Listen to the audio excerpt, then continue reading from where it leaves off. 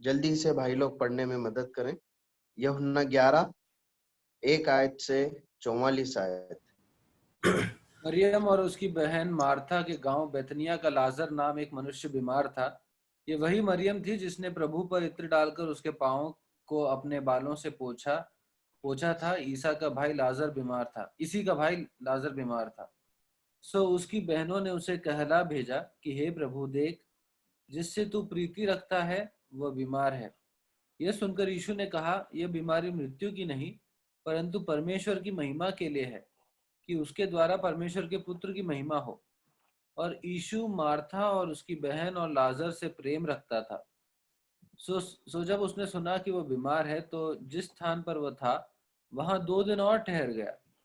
फिर इसके बाद उसने चेलों से कहा कि आओ, हम फिर यहूदिया को चलें।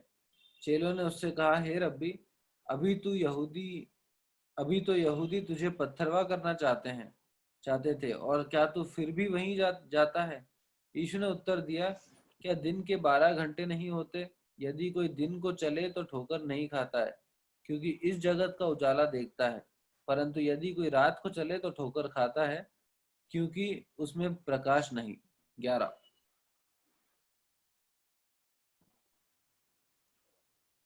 उसने ये बातें कही और इसके बाद उसे कहने लगा, हमारा मित्र लाजर सो गया है, परंतु मैं उसे जगाने जाता हूँ। तब चेलों ने उससे कहा, हे प्रभु, यदि वो सो गया है तो स्वस्थ हो जाएगा। यीशु ने तो उसकी मृत्यु के विषय में कहा था, परंतु वे समझे कि उसने नींद से सो जाने के विषय में कहा।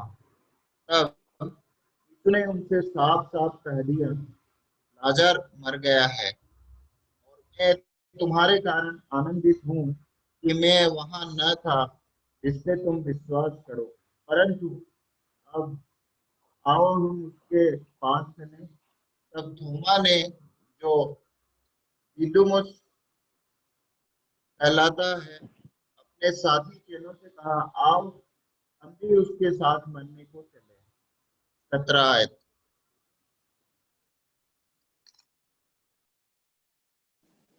सो यीशु को आकर यह मालूम हुआ कि उसे कब्र में रखे 4 दिन हो चुके हैं। बेतनिया यरूशलेम के समीप कोई 2 मील की दूरी पर था, और बहुत से यहूदी मार्था और मरियम के पास उनके भाई के विषय में शांति देने के लिए आए थे। सो मार्था यीशु के आने का समाचार सुनकर उससे भेंट करने को गई, परंतु मरियम घर पे बैठी रही। मार्था ने यीशु से कहा, हे प्रभु, यदि तू यहाँ होता तो मेरा भाई कदापि ना मरता। और अब भी मैं जानती हूँ कि जो कुछ तू परमेश्वर से मांगेगा परमेश्वर तुझे देगा। यीशु ने उससे कहा, तेरा भाई जी उठेगा। मार्था ने उससे कहा, मैं जानती हूँ कि अंतिम दिन में पुनरुत्थान के समय वो जी उठेगा। यीशु ने उससे कहा, पुनरुत्थान और जीवन मैं ही हूँ। जो कोई मुझ पर विश्वास करता है वो यदि मर भी जाए तो भी जिएगा, और जो कोई जीवता है और मुझ पर विश्वास करता है वो अनंत काल तक न मरेगा। क्या तू इस बात पर विश्वास करती है? उसने उससे कहा, हाँ हे प्रभु, मैं विश्वास कर चुकी हूँ कि परमेश्वर का पुत्र मसीह जो जगत में आने वाला था वो तू ही है। यह कहकर वो चली गई और अपनी बहन मरियम को चुपके से बुलाकर कही, गुरु यही है और तुझे बुलाता है। वो सुनते ही तुरंत उठकर उसके पास आई। यीशु अभी गांव में नहीं पहुंचा था, परंतु उसी स्थान में था जहां मार्था ने उसे भेंट की थी। 31।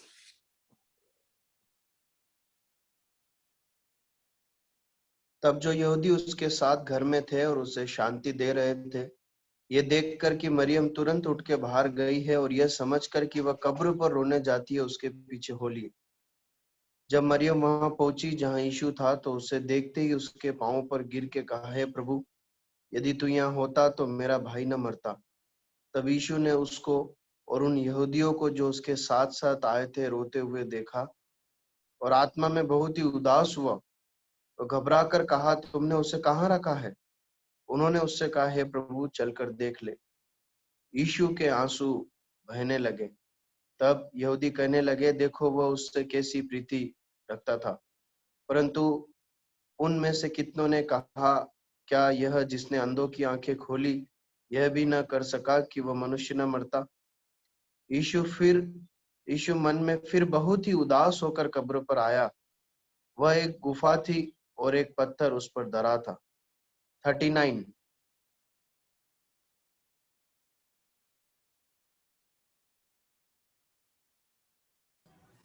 यीशु ने कहा पत्थर को उठाओ। उस मरे हुए की बहन मार्था उससे कहने लगी, हे प्रभु, उसमें से अब तो दुर्गंध आती है, क्योंकि उसे मरे 4 दिन हो गए। यीशु ने उससे कहा, क्या मैंने तुझसे ना कहा था कि यदि तू विश्वास करेगी तो परमेश्वर की महिमा को देखेगी? तब उन्होंने उस पत्थर को हटाया। फिर यीशु ने आंखें उठाकर, हे पिता, मैं तेरा धन्यवाद करता हूँ कि तूने मेरी सुन ली है, और मैं जानता था कि तू सदा मेरी सुनता है। परंतु जो भीड़ आसपास खड़ी है, उनके कारण मैंने यह कहा, जिससे कि वे विश्वास करें कि तूने मुझे भेजा है। ये कहकर उसने बड़े शब्द से पुकारा कि हे लाजर, निकल आ। जो मर गया था वह कफन से हाथ पांव बंधे हुए निकल आया, और उसका मुंह अंगोछे से लिपटा हुआ था। यीशु ने उससे कहा, उसे खोल कर जाने दो। धन्यवाद भाई। परमेश्वर अपने वचन के पढ़े और सुने जाने पर आशीष दे। आइए हम प्रार्थना करें। हमारे प्रभु, हम इन वचनों को जिन्हें हमने पढ़ा है प्रभु, आपके सम्मुख लेकर आते हैं प्रभु। प्रभु, हालांकि अनेकों बार इस भाग से हमने सीखा है प्रभु, हमने यह हमारे लिए बहुत एक परिचित और एक ऐसी घटना है जो हमारे हृदय को छूती है प्रभु, लेकिन आज फिर प्रभु हम इस पर मनन करने जा रहे हैं प्रभु। आप हमसे बातचीत करें प्रभु। प्रभु, आपका वचन, आपके शब्द हैं प्रभु, जो हमारे जीवन में कुछ कर सकते हैं। मनुष्य की बातें, मनुष्य के भाषण प्रभु हमें बदल नहीं सकते प्रभु। इसलिए हम आपसे प्रार्थना करते हैं कि आप हमें बदलें, आप हमसे बातचीत करें, अपनी वाणी हमें सुनाकर प्रभु हमें नम्र करें, तोड़ें, हमें प्रोत्साहित करें, हम हमारे साथ व्यवहार करें प्रभु। हमें से हर एक जो यहाँ बैठा है प्रभु, आज अपने अपने घरों में बैठकर जब ये वचन सुनने, मनन करने के लिए हम एकत्रित हुए हैं प्रभु, हमारी हालातों को आप जानते हैं प्रभु, हमसे व्यवहार कीजिए। और प्रभु, हम आपके वचन को पाकर चंगे हो जाएं प्रभु, हम बदल जाएं प्रभु, और हमारे जीवन से आपकी महिमा हो, हम आपसे मांगते हैं प्रभु। हमारे जीवन में कुछ भी ऐसा है जो आपके वचन, आपकी वाणी को सुनने से हमें रोक दे, हमें माफ कर दीजिए प्रभु, सहायता कीजिए। इन वचनों को आशीषित करके दे प्रभु यीशु मसीह के नाम में, आमीन।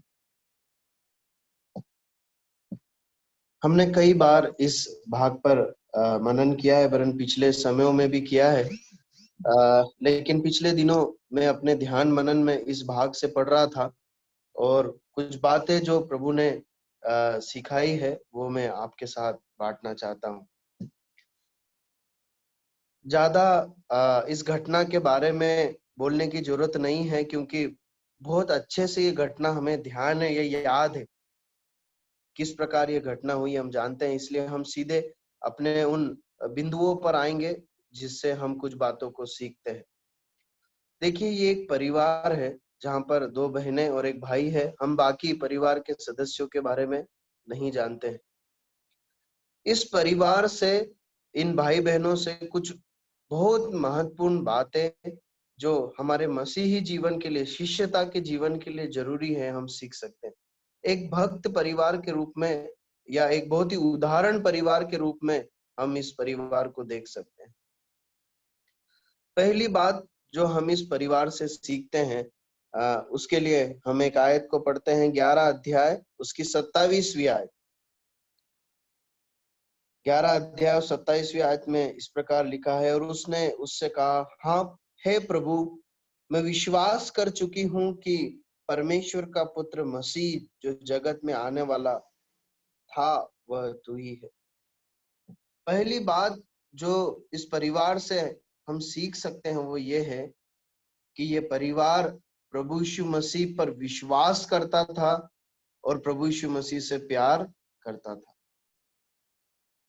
इन्होंने पहचान लिया था या इस बात को जानकर विश्वास कर लिया था कि मसीहा यही है, ये जो प्रभु यीशु है ये परमेश्वर द्वारा भेजा गया अभिषिक्त या परमेश्वर का मसीहा है, जो जगत में उद्धार देने के लिए, प्रजा को छुटकारा देने के लिए आने वाला।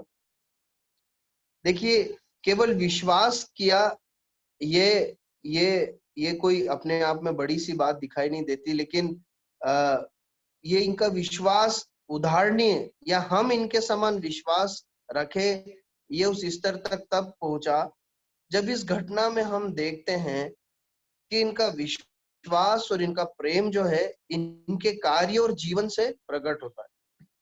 यहाँ पर मार्था अपने मुंह से गवाही दे रही है, अंगीकार कर रही है कि प्रभु मैंने तो आपको मसीहा करके जान लिया है, ठीक है, लेकिन जब हम इनके जीवन को देखते हैं तो इस गवाही को सत्य होता हुआ, इनके शब्दों को इनके कार्यों में पूरा होता हुआ हम महसूस कर पाते हैं या देख पाते हैं।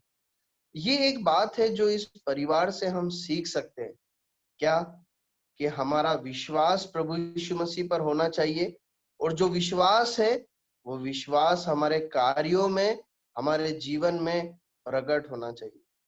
यदि मैं कहता हूं कि मैं प्रभु यीशु मसीह पर विश्वास करता हूं, यदि मैं कहता हूं मैं प्रभु यीशु मसीह से प्यार करता हूं, मेरा घराना प्रभु यीशु मसीह का घराना है, वो हमारा मसीहा है, तो हमारा विश्वास और हमारा प्यार हमारे जीवन से, हमारे कार्यों से प्रकट होना चाहिए, हमारे शब्द हमारे कार्य और जीवन से प्रकट होना चाहिए। देखिए, एक आयत पढ़िए, जिन्हें मिले जल्दी से पढ़ने में सहायता करे। पहला यूहन्ना 3:18 क्या लिखा है? पहला यूहन्ना 3:18 पढ़िए।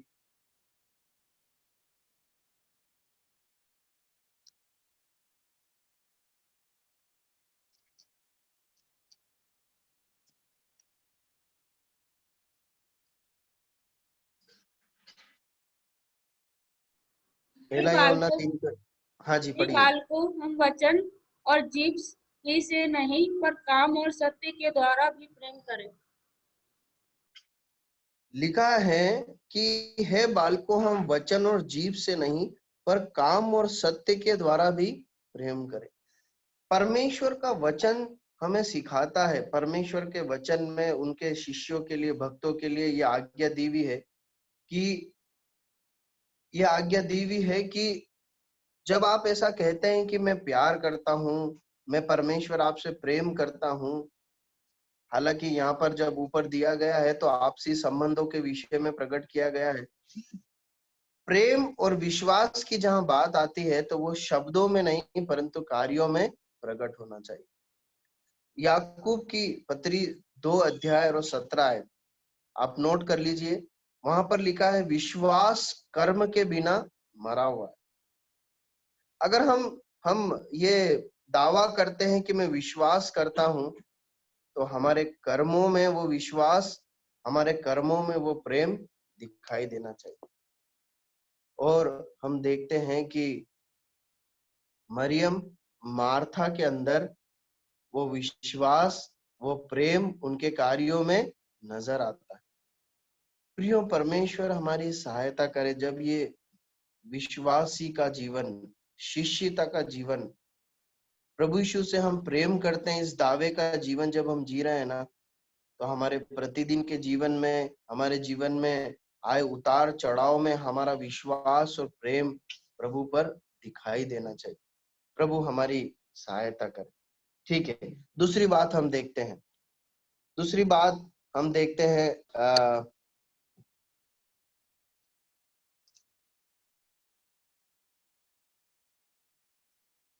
तीसरी आयत, 11 अध्याय उसकी तीसरी आयत। वहां लिखा है, सो उसकी बहनों ने उसे कहला भेजा कि हे प्रभु देख, जिससे तू प्रीति रखता है वो बीमार है। अब लाजर जो है बीमार हो गया और उसके बहनें प्रभु यीशु मसीह के पास कहला भेजती है कि हे प्रभु, जिससे तू प्रीति रखता है बीमार है।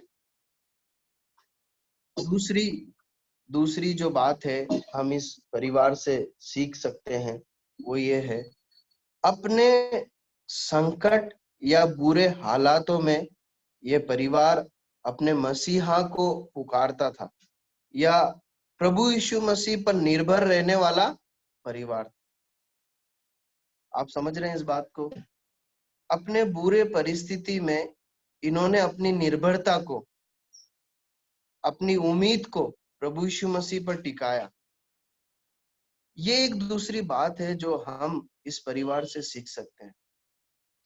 प्रियो, देखिए, एक बात बहुत सत्य है कि प्रभु यीशु मसीह का शिष्य बन जाने पर या प्रभु यीशु मसीह के पीछे चढ़ने का जब आपने निर्णय लिया है, जब हम विश्वासी या मसीही बन गए हैं, तो हमारी जीवन दूसरे लोगों के जीवन से बहुत अलग नहीं होगा।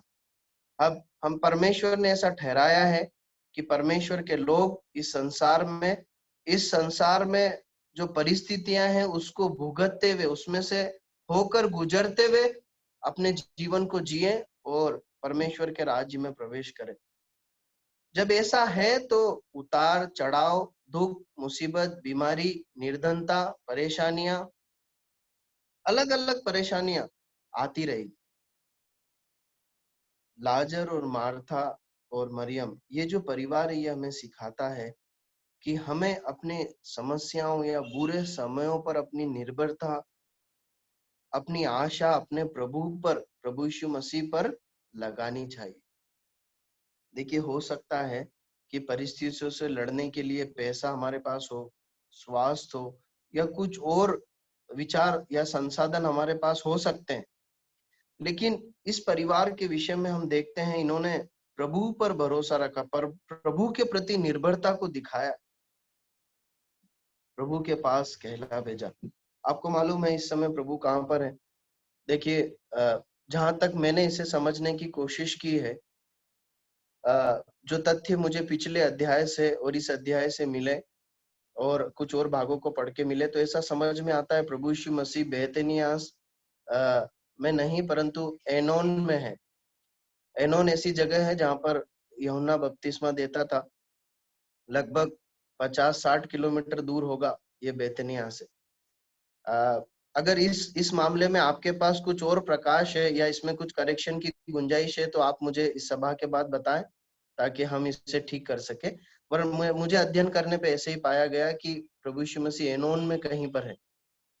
ठीक है, लगभग 40-50 किलोमीटर दूर प्रभु यीशु मसीह के पास इन्होंने कहला भेजा। ठीक है, देखिए यहाँ पर लिखा है प्रभु हमसे इनसे प्यार करता था। देखिए, हम क्यों प्रभु यीशु मसीह पर निर्भर रहें या हमें क्यों अपनी समस्याओं में प्रभु पर निर्भर होने की जरूरत है? क्योंकि हमें जो सबसे तसल्ली देने की, उम्मीद की जो बात हमारे लिए ये है कि हमारा प्रभु हमसे प्यार करता है। प्रभु यीशु मसीह ने इस प्रकार कहा कि मैं सच्चा चरवाहा हूँ और सच्चा चरवाहा इतना प्यार करता है कि अपनी भेड़ों के लिए अपना प्राण दे देता है। प्रियो, हम अपनी सारी उम्मीदें अपने प्रभु पर रख सकते हैं। क्यों? क्योंकि वो हमसे प्यार करता है, वो हमसे प्यार करता है। मरियम मार्था ने कहला भेजा, प्रभु जिससे आप प्यार करते हैं ना वो बीमार है, प्रभु सहायता करे। प्रियो, इस संसार में वर्तमान में जो हालात है, जो बीमारी फैली हुई है, और हम जब अपने प्रार्थना विषयों को बताते हैं तो समझ में आता है कि परिस्थिति कितनी गंभीर है। देखिए, संसार भी इन बातों से लड़ रहा है और हम भी इन बातों से होकर गुजर रहे हैं। अंतर क्या है? हमारे पास हमारा प्रभु है जो हमसे प्यार करता है। इसलिए कि वो हमसे प्यार करता है, हमारा चरवाहा है, हम अपनी निर्भरता को उस पर दिखा सकते हैं, हम उस पर निर्भर रह सकते हैं, हम उस पर अपनी आशा रख सकते हैं। प्रभु सहायता करे। तीसरी बात, इसकी 4 और 6 आयत, वहां पर लिखा है 11 का 4 और 6, यह सुनकर यीशु ने कहा, यह बीमारी मृत्यु की नहीं परंतु परमेश्वर की महिमा के लिए है कि उसके द्वारा परमेश्वर के पुत्र की महिमा हो। और मार्था और यीशु मार्था और उसकी बहन और लाजर से प्रेम रखता था। देखिए, और उसके बाद लिखा है 6 आयत में, सो जब उसने सुना कि वह बीमार है तो जिस स्थान पर वह था वहां 2 दिन और ठहर गया। उसके बाद एक और आयत पढ़ते हैं। प्रभु यीशु मसीह मार्था से मिलते हैं और मार्था कहती है 21वीं आयत में, मार्था ने यीशु से कहा, है प्रभु यदि तू यहाँ होता तो मेरा भाई कदापि न मरता। देखिए इन सब भागों को जब हम पढ़ते हैं ना, तो एक और विशेषता इस परिवार की हमारे सामने दिखाई देती है। ये परिवार अपनी प्रार्थनाओं के बदले में, प्रभु यीशु मसीह पर भरोसा रखने के बदले में बहुत धीरज रखने वाला परिवार था। ये परिवार अपने प्रार्थनाओं के उत्तर में बहुत धीरजवंत था, और सरल करके कहें तो ये परिवार धीरज धरने वाला एक परिवार था। जब इनका विश्वास प्रभु यीशु मसीह पर है तो ये बहुत धीरज रखने वाले, प्रभु यीशु मसीह के काम करने के समय का इंतजार करने वाले, अपनी प्रार्थना को उत्तर का पाने में उतावले नहीं, हड़बड़ी करने वाले नहीं, परंतु बहुत धीरज के साथ प्रतीक्षा करने वाला परिवार था। अब जरा कल्पना करके देखिए कि इन्होंने एक संदेश वाहक को भेजा है ना, वहां पर लिखा है कि संदेशा भेजा, कहला भेजा। अब जरा आप कल्पना कीजिए, प्रभु यीशु मसीह लगभग 40-50 किलोमीटर दूर है और उनका भाई बीमार पड़ गया और इनको समझ में आया होगा कि बीमारी गंभीर है, क्योंकि देखिए उसका भाई मर गया बाद में, मतलब बीमारी गंभीर रही होगी। इन्होंने भेजा होगा, प्रभु आप जिससे प्रीति रखते हैं बीमार है, आप जल्दी आओ ताकि वो चंगा हो जाए। अब वहां पर ऐसा लिखा है कि प्रभु ने यह सुनकर, 4 आयत में, यह सुनकर यीशु ने कहा, यह बीमारी मृत्यु की नहीं परंतु परमेश्वर की महिमा के लिए। मैं ऐसा एक कल्पना कर रहा था कि संदेशवाहक आकर बोला कि प्रभु आप जिससे प्यार करते हैं वो बीमार है, आप उसे चलें, उनकी बहनों ने कहला भेजा, उसे ठीक करो। प्रभु क्या कहते हैं, यह सुनकर प्रभु कहते हैं बीमारी मृत्यु की नहीं परंतु परमेश्वर की महिमा के लिए, और प्रभु वहीं रुक जाते हैं। अब ये व्यक्ति जो आया होगा ये वापस जरूर गया होगा, है ना, और जाकर इसने बताया होगा, मतलब इंतजार कर रहे होंगे। जब ये आया होगा तो मरियम मार्था ने पूछा होगा क्या हुआ, प्रभु आए क्या तुम्हारे साथ? इसने क्या बोला होगा, प्रभु ने कहा है कि ये बीमारी मृत्यु की नहीं परंतु परमेश्वर की महिमा के लिए। अब प्रियो देखिए, बीमार है और इलाज की आवश्यकता है, डॉक्टर की आवश्यकता है, और इन्होंने डॉक्टर के रूप में प्रभु यीशु मसीह को चुना है कि प्रभु ही ठीक करेंगे, वही इलाज कर सकते हैं। और प्रभु कहते हैं कि चिंता मत करो, मृत्यु नहीं होगी परंतु क्या होगा, परमेश्वर की महिमा होगी। अब इसके बाद हम देखते हैं इस पूरी घटना में कहीं पर भी हम ऐसा नहीं देखते हैं कि ये बहुत उतावले हैं या ये बहुत विचलित हो गए इस बात को सुनकर कि प्रभु नहीं आए। इनके अंदर बहुत धीरज है, प्रभु ने कहा है तो ये बहुत धीरज के साथ उसकी प्रतीक्षा कर रहे हैं। प्रियो, हमारे लिए एक बहुत बहुमूल्य एक पाठ ये परिवार लेकर आता है या सिखाता है। देखिए इन्होंने एक व्यवहारिक उदाहरण रखा है। इनका भाई बीमार है, इन्होंने प्रार्थना की है, प्रार्थना के उत्तर में प्रभु ने इन्हें धीरज धरने के लिए कहा है। कई बार प्रियो हमारे साथ भी ऐसा होता है, या हम ठीक इसी प्रकार के कई चुनौतियों से होकर गुजरते हैं। ये परिवार हमें सिखाता है कि हमें अपने प्रार्थनाओं के उत्तर में धीरज धरना है। हमें उतावलापन नहीं दिखाना है परंतु धीरज धरना है। प्रभु सहायता कर। उसके बाद हम देखते हैं अगली बात जो इस परिवार से सीखते हैं, जब इनकी प्रार्थना अनसुनी हो गई तब भी इनके हृदय में परमेश्वर के प्रति प्रेम या जो आदर है, भक्ति है, वो कम नहीं हुई। हाँ,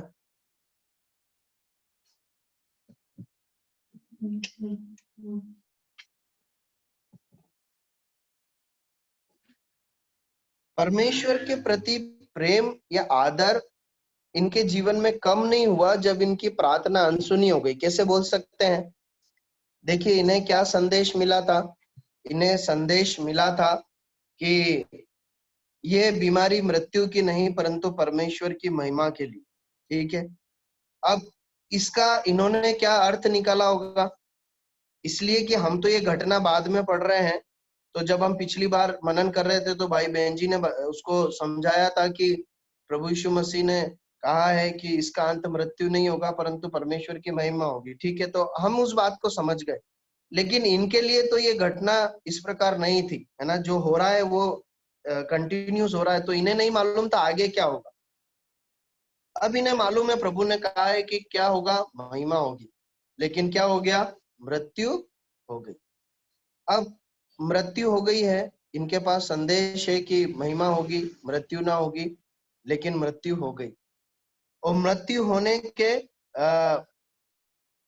4 दिन बाद ये पहुंचे हैं प्रभु यीशु मसीह, लगभग 4 दिन बाद, क्योंकि जब कहा गया कि कहाँ रखा है, मतलब उसकी कब्र को खोलो, तो मार्था कहती है उसमें से दुर्गंध आती होगी, क्योंकि 4 दिन हो गए कब्र में रखा। लगभग 4-5 दिन हो गए हैं कब्र में रखा है, और प्रभु यीशु मसीह इनसे मिलने आते हैं। अब देखिए इनकी प्रार्थना अनसुनी हो गई है, और लेकिन प्रभु यीशु मसीह से इनकी मुलाकात देखिए किस प्रकार से प्रभु यीशु के लिए इनका आदर, इनकी भक्ति और इनका प्रेम एक कतरा भी कम नहीं हुआ। देखिए कुछ आयतों को पढ़िए, 11 अध्याय उसकी 21वीं आयत, 20 आयत से पढ़िए। कोई भी पढ़ने में मदद करें कृपया।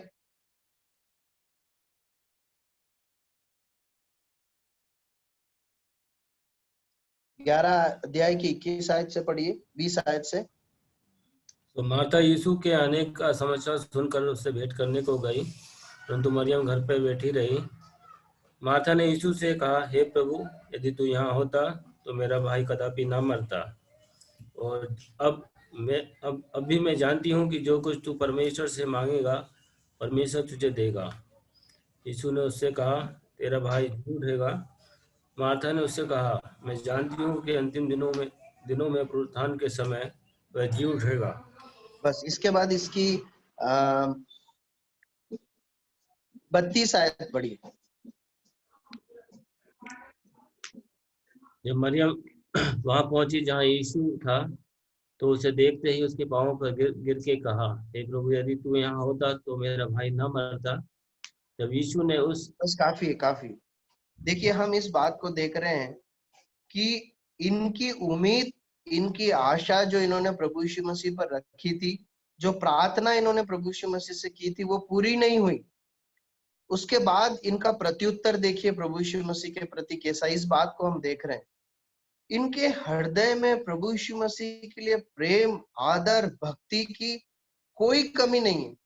ये दोनों बहनें प्रभु यीशु मसीह से मिलने गई। क्या है हृदय में, शिकायत है क्या? नहीं, शिकायत नहीं है। मरियम घुटनों के बल प्रभु के चरणों पर गिर कर कहती है, प्रभु यदि आप होते तो हमारा भाई नहीं मरता। मार्था भी यही कहती है, प्रभु यदि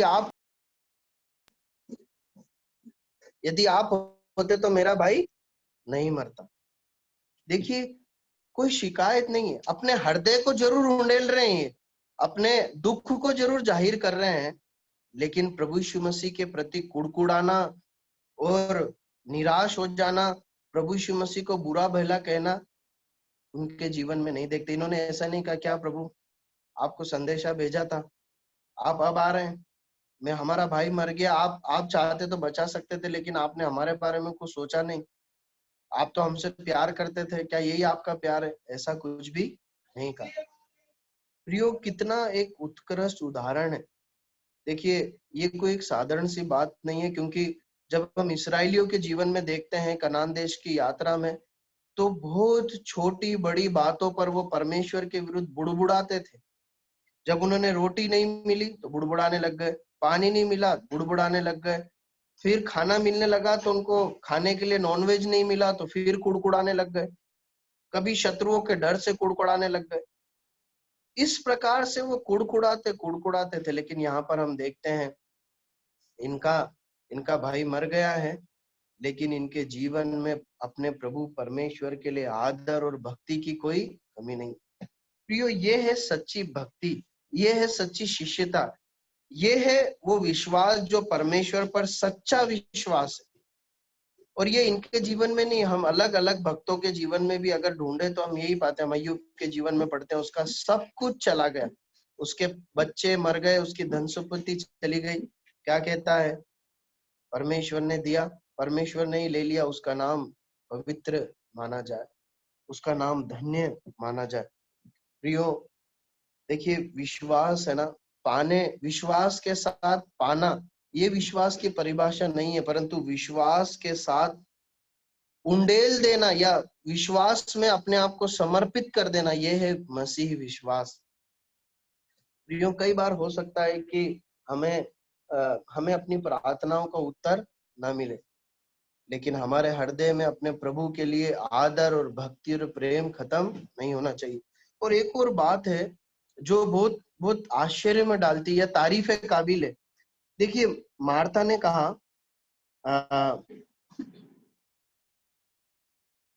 जब प्रभु यीशु मसीह ने उससे कहा तेरा भाई जी उठेगा, है ना, मार्था से कहा कि यीशु ने उससे कहा 23वीं आयत में, तेरा भाई जी उठेगा। मार्था ने उससे कहा, मैं जानती हूं कि अंतिम दिन में पुनरुत्थान के समय वह जी उठेगा। देखिए कितना कितना गहरा विश्वास है इनका परमेश्वर के, प्रभु यीशु मसीह के ऊपर, परमेश्वर के वचनों के ऊपर। देखिए ये बोलते हैं प्रभु यीशु मसीह ने कहा जी उठेगा, तो इन्होंने ये नहीं कहा प्रभु आपने बोला था मृत्यु नहीं होगी, परमेश्वर की महिमा होगी, और अब आप कह रहे हैं कि जी उठेगा। इन्होंने इन सारी बातों को, मार्था ने इन सारी बात को मिलाकर वचन पर टिका दिया, परमेश्वर की व्यवस्था पर। ये लोग विश्वास करते थे कि पुनरुत्थान है और पुनरुत्थान के दिन जीवित होंगे परमेश्वर के लोग। इसलिए मार्था कहती है कि हाँ प्रभु, मैं विश्वास करती हूँ। कौन से दिन? पुनरुत्थान के दिन जी उठेगा। किस प्रकार इन्होंने अपनी परिस्थितियों को वचन से रिलेट किया, वचन से जोड़कर देखा, जो भी प्रकाश था उससे जोड़कर इन्होंने देखा, इसलिए कि इन्होंने वचन के आधार पर देखा, अपनी भावनाओं के आधार पर नहीं देखा। ये अपने विश्वास में खरे हैं। प्रियो, कई बार जब हमें विपरीत परिस्थितियों से गुजरना पड़े, हमें हमारे मन में आ सकता है ऐसा क्यों प्रभु, ऐसा क्यों? आज जो हालात हैं जिसमें से हम, हमारे प्रियजन भुगत रहे हैं, हम नहीं भुगत रहे तो हमारे प्रियजन भुगत रहे हैं, प्रियजन नहीं भुगत रहे तो संसार भुगत रहा, हमारे मन में आ सकता है क्यों? प्रियो, परमेश्वर का वचन है जो इसका उत्तर हमें देगा। परमेश्वर के वचन को पढ़ना है, परमेश्वर के वचन में ढूंढना है, परमेश्वर के वचन से हम परिस्थितियों को रिलेट कर सकते हैं कि इसका अंत क्या होगा, या अंततः इसमें क्या है परमेश्वर की ओर से। प्रभु हमारी सहायता करे। अगली बात की ओर हम बढ़ते हैं। 11 का 39 से 41वीं आयत पढ़ सकते हैं?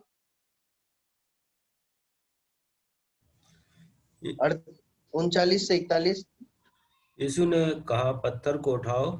उस मरे हुए की बहन मार्था ने उससे कहने लगी, हे प्रभु, उसमें से अब तो दुर्गंध आती है, क्योंकि उसे मरे 4 दिन हो गए। यीशु ने उससे कहा, क्या मैंने तुझसे ना कहा था कि यदि तू विश्वास करेगी तो परमेश्वर की महिमा को देखेगी? तब उन्होंने उस पत्थर को हटाया। फिर यीशु ने आंखें उठाकर कहा, हे पिता, मैं तेरा धन्यवाद करता हूँ कि तूने मेरी सुन ली है, और मैं जानता हूँ कि तू सदा मेरी सुनता है। काफी। देखिए एक और बात हम इस परिवार से सीख सकते हैं। चाहे कितने भी बुरे हालात हो, चाहे हमारी प्रार्थना और उम्मीदों के बदले हमारे हाथ कुछ नहीं लगा हो, निराशा हो, फिर भी आज्ञा मानने में पीछे नहीं हटना। कैसे बोल सकते हैं? देखिए प्रभु यीशु मसीह ने कहा पत्थर को हटाओ, तो इन्होंने क्या करा? पत्थर को हटा दिया। मतलब माफ कीजिए, मैं 1 मिनट के लिए रुक रहा हूँ, वो कचरे की गाड़ी आई है तो वो शोर हो रहा है, इसलिए मैं 1 मिनट के लिए रुक रहा हूँ, फिर मैं वापस शुरू करूंगा।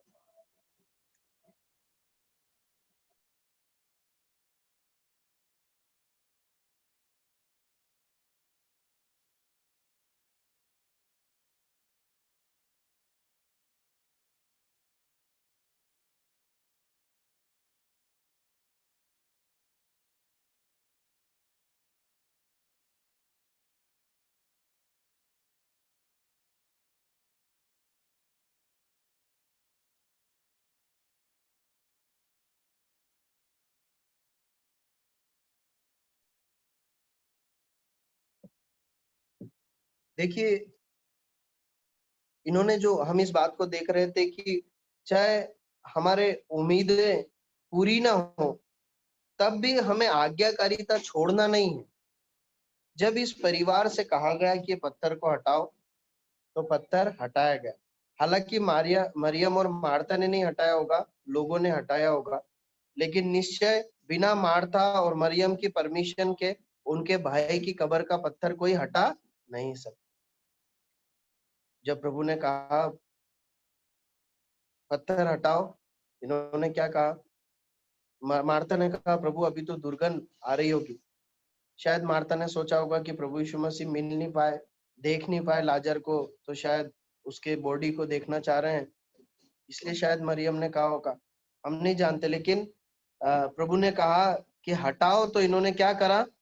हटाया। प्रियो, हमारे जीवन के हर हालात में, चाहे हम किसी भी हालात में होकर क्यों ना गुजरे, चाहे हमारी प्रार्थनाओं के उत्तर जैसा हम चाहते मिले या ना मिले, आज्ञा मानना हमें छोड़ना नहीं है। ये परिवार हमें सिखाता है। प्रभु हमारी सहायता करे। ये कुछ बातें थी।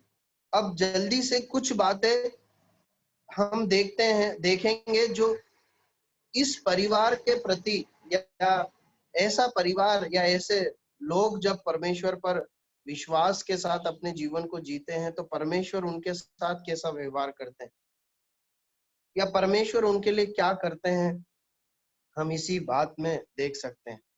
मरियम, मार्था और लाजर के समान यदि हमारा जीवन है, यदि इन बातों को, जिन 5 बातों को हमने देखा उसके अनुसार हम जीते हैं, तो परमेश्वर हमारे लिए क्या कर सकते हैं या क्या व्यवहार रखते हैं, उन बातों को हम देखेंगे।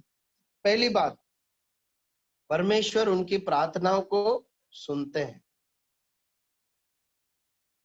जब हम प्रभु यीशु मसीह की शिष्यता में विश्वास के साथ, धीरज के साथ, आज्ञाकारिता में बिना कुड़कुड़ाए भक्ति का जीवन जीते हैं, हानि उठाने, प्रार्थना सुनी होने पर भी परमेश्वर को आदर देते हैं, परमेश्वर हमारे लिए क्या कर सकते हैं या क्या करते हैं, ये बात हम देख रहे हैं। और पहली बात हम देखते हैं, परमेश्वर हमारी प्रार्थनाओं को सुनते हैं। परमेश्वर हमारी प्रार्थनाओं को सुनते हैं। मरियम और मार्था की प्रार्थना को परमेश्वर ने सुना क्या? हाँ, सुना। उनके निवेदन को सुनकर वो आया और उनके निवेदन को पूरा भी किया, ये हम देखते हैं। दूसरी बात, लेकिन हमें याद रखना है कि हमारी प्रार्थनाओं के उत्तर देने का समय प्रभु निर्धारित करते हैं। हमारे लिए क्या उत्तम है या इस प्रार्थना का कब उत्तर मिलना है, ये प्रभु निर्धारित करते हैं, हम निर्धारित नहीं कर सकते। वहां लिखा है 11 की 14 आयत में, माफ कीजिए 6 आयत में, कि प्रभु को जब ये संदेश मिला तो वो जहां थे वहां 2 दिन और रुक गए। प्रभु ने योजना बनाई कि कब मैं जाऊंगा और कब इस चंगाई के कार्य को करूंगा। पहली बात, प्रभु हमारी प्रार्थनाओं को सुनते हैं। प्रभु हमारी प्रार्थनाओं के उत्तर को निर्धारित करते हैं। उन्हें मालूम है कि कब प्रार्थनाओं को उत्तर दिया जाना है। तीसरी बात, प्रभु हमारे हालातों से परिचित है। 14 आयत में लिखा है, 14 आयत को जब हम पढ़ते हैं तो प्रभु बता देते हैं उनके चेलों को क्या, कि लाजर मर गया। प्रभु यीशु मसीह लाजर, मरियम, मार्था के पास नहीं है, लेकिन लाजर किस हालात में ये प्रभु यीशु मसीह को मालूम। प्रिय, हो सकता है कि हम जब प्रभु से कुछ मांगे तो हमारी प्रार्थनाओं को उत्तर हमें तुरंत न मिले, हमें लगे कि प्रभु ये जवाब मिल नहीं रहा, हम उसी परिस्थिति में पड़े हैं, भुगत रहे हैं। हम चंगाई के लिए प्रार्थना कर रहे, चंगाई मिल नहीं रही, हम धन के लिए प्रार्थना कर रहे, धन मिल नहीं रहा, और मेरी नौकरी में या मेरे जीवन में ये परेशानी है, मैं आपसे कब से उम्मीद लगाए हूँ कि ऐसा हो जाए, मेरे बेटे के साथ ऐसा हो जाए, मेरी बेटी के साथ ऐसा हो जाए, मुझे मेरे बेटे बेटी के लिए ये चाहिए, मुझे मेरे पिता मेरी पत्नी के लिए वो चाहिए, मेरे जीवन में ये समस्या है। कितना समय हो गया प्रभु, आप सुन नहीं रहे। प्रियो, लेकिन एक बात इसमें सच है, वो ये है, जिस विषय के लिए, जिस समस्या के लिए हम प्रार्थना कर रहे हैं, वो समस्या, वो विषय प्रभु यीशु मसीह जानता है। जिस हालात में हम हैं, आप हैं, उससे वो भली भांति परिचित है। ऐसा नहीं कि उससे कुछ बातें छुपी हुई। वो प्रार्थनाओं को सुनता है, वो उत्तर देने का निर्धारित समय जानता है, और वो हमारे हालातों से परिचित है। चौथी बात, वो हमारे हालातों से रिलेट कर पाता है, या उससे पूर्ण सहानुभूति है उसको। जिस हालात से हम गुजर रहे हैं, उस दर्द को वो भी महसूस कर सकता, हमारा प्रभु महसूस करता। अगली बात यह हम देखते हैं, 33वीं आयत में लिखा है कि यीशु के आंसू बहने लगे। लिखा है कि जब उसने मरियम और मार्था को 33वीं आयत में लिखा है रोते हुए देखा, तो आत्मा में बहुत उदास हुआ। उसके बाद वापस लिखा है कि 38वीं आयत में बहुत ही उदास और व्याकुल होकर वो कब्र पर आया। मार्था और मरियम का दर्द प्रभु यीशु मसीह महसूस कर सकते थे, और इतनी सहानुभूति थी कि वो खुद रोने लगे, उदास और व्याकुल हुए। मैं आपसे पूछता हूँ, क्या जरूरत थी उदास और व्याकुल होने की? हाँ, प्रभु यीशु मसीह को क्या मालूम नहीं था कि मैं अभी 15 मिनट बाद, 1 घंटे बाद जिलाने वाला हूँ। अभी मैं कब्र पर जाऊंगा, एक आवाज लगाऊंगा और लाजर बाहर निकल के आ जाएगा, और कुछ दिन बाद मेरे साथ बैठकर खाना खाएगा।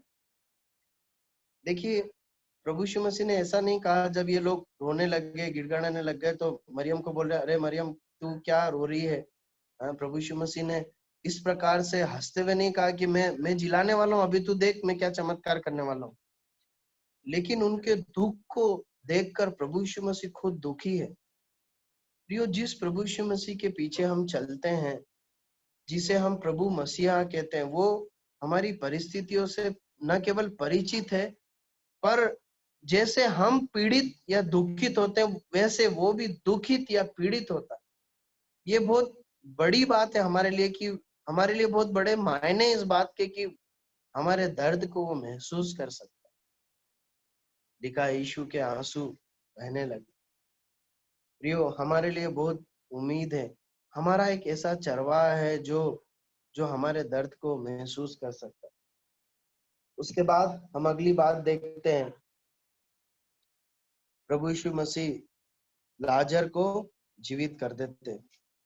43वें आयत में लिखा है, बड़े शब्द से पुकारा कि हे लाजर निकल आ, और जो मर गया था वह कफन से हाथ पांव बांधे हुए निकल आया। प्रियो, परमेश्वर अपने भक्तों के लिए उनकी प्रार्थनाओं से बढ़कर उत्तर देते हैं या दे सकते हैं। मरियम और मार्था ने केवल इतनी अपेक्षा रखी थी कि प्रभु आप बीमारी को ठीक कर दें, लेकिन प्रभु यीशु मसीह ने लाजर को मरे हुए से जीवित कर दिया।